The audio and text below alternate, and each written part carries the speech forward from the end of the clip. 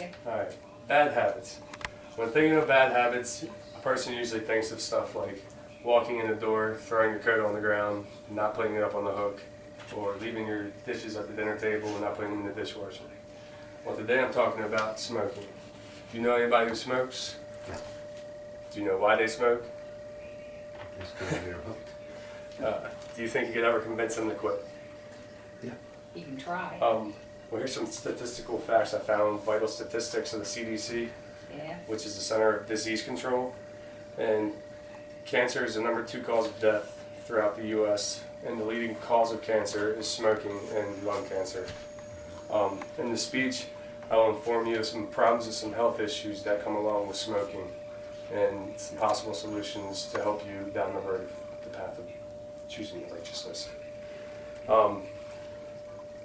It's almost 100% certain that if you smoke, you're going to develop one of the major health issues with smoking.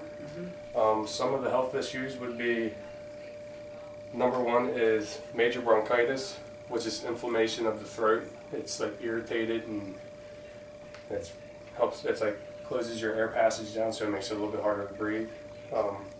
Laryngitis, which is the voice box, and that's when your voice box is irritated and you get the raspy hoarseness sound in your voice. Pharyngitis, which is a sore throat. It's not just a sore throat. This is pretty much a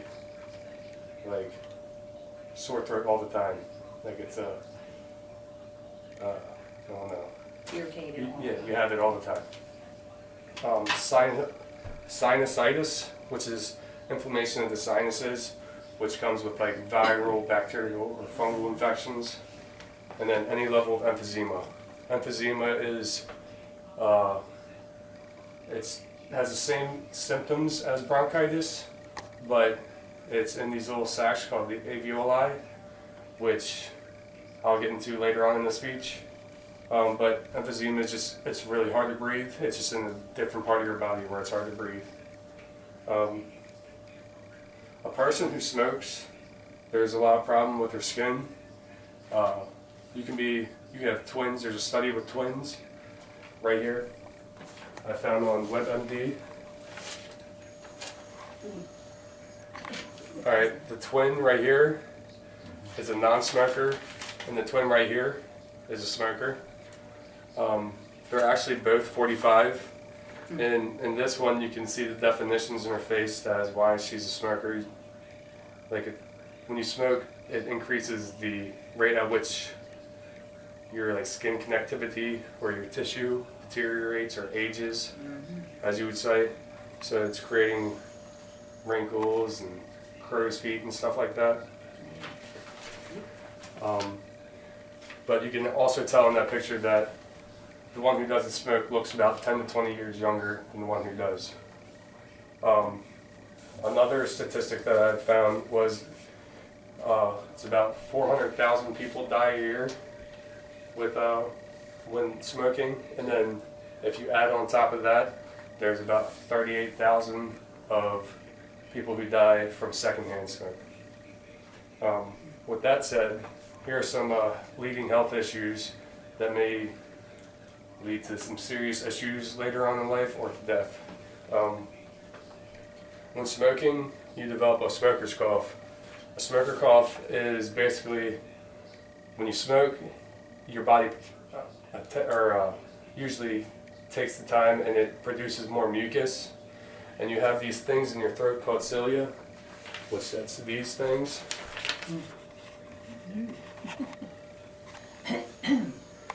What these things do, they take the mucus from down in this area and it moves it up into your throat so you're able to swallow it. So when you smoke and there's too much mucus laying over top of these things, it's kind of hard for these things to sway back and forth to sweep the mucus up if they're compressed down and compacted together. So that's usually when a smoker's cough comes to play. This is more frequent in the morning because after breathing all night and sitting and laying on your back and stuff, but that's a smoker's cough. The second thing is chronic bronchitis. like I said before, this is when your throat becomes irritated, but this causes your airway to become scarred up after repeated infections when you smoke. It's more likely to come back all the time, and after you scar up so many times, your throat becomes constricted because all the scar tissue builds up, and then it makes your air passages hard to breathe out of. Emphysema, like I said also before, it has bronchitis-like symptoms, which alveoli, these little sacs right here. These are in your lungs, and this is where the exchange of gas happens. So when you smoke, this actually affects them greatly because the sacs will expand and contract if you're a non-smoker, and if you're a smoker, they become less elastic, which makes it harder for air to move in and out. One of the worst ones is chronic obstructive pulmonary disease, which is COPD, and this is when you have both bronchitis and emphysema, which means pretty much you have lung cancer. Now that you know some of the things and the issues that are dealt with when smoking, I'm going to tell you a few things that you can possibly do to maybe quit or help you quit. Solution number one, you can have one-on-one therapy with a doctor or psychiatrist, maybe go in and talk about your addictive problem. I mean, it's probably not cheap, but it's probably effective. There are medications out there like Chantix. Chantix is a nicotine receptor blocker. So a person who smokes and doesn't take Chantix has the feeling of craving of nicotine all the time. And a person who takes Chantix and is trying to quit, they take this pill and it stops the receptors from making your body want the urge of nicotine all the time. Cold turkey, which is probably one of the hardest ways.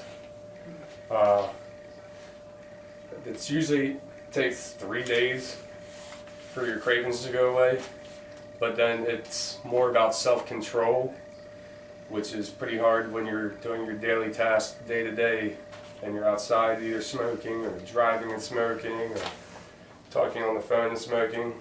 Your brain always wants to have a cigarette in your hand doing so. So self-control is a big part of that.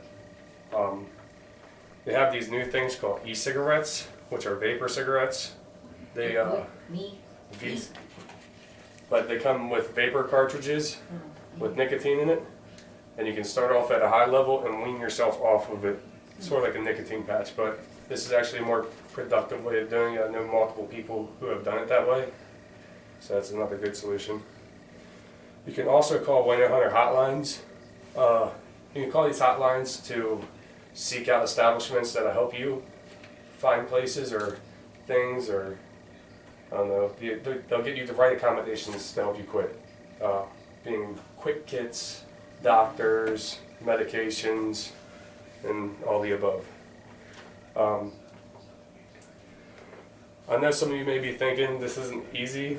It's easy to say it's easy to quit, but here's some reasons that I can think of why you should quit, or here's some things that you may be thinking why you can't quit. If you smoke, the damage is already done, so there's no need to quit. This is false because your body has a highly, your repair system, when you quit smoking, as long as your body has enough time, your immune system has enough time to repair itself for all the damaged parts, then your body will. They say after smoking a cigarette, 20 minutes after is when your body starts resetting itself. And then up to 3 months or something like that, your rate of heart failure or heart disease falls by like half. In a study, it showed that people of the age of 70 and older that quit lived a lot longer than people of the age 70 and older that didn't quit. Here's another myth. Only smokers get lung cancer. This is false. Because if you smoke in your house and you have children, you're pretty much forcing them to smoke. And secondhand smoke is probably one of the worst parts about smoking. because the person who's getting the secondhand smoke doesn't want the smoke at all. Now that I've explained to you the horrible causes and some solutions that you may be able to take down the path of either remaining a non-smoker or quitting smoking, this allows you to choose your own path with the examples and solutions I've given you. If you can do it for yourself, do it for yourself, but if you can't, do it for your family. Thank you.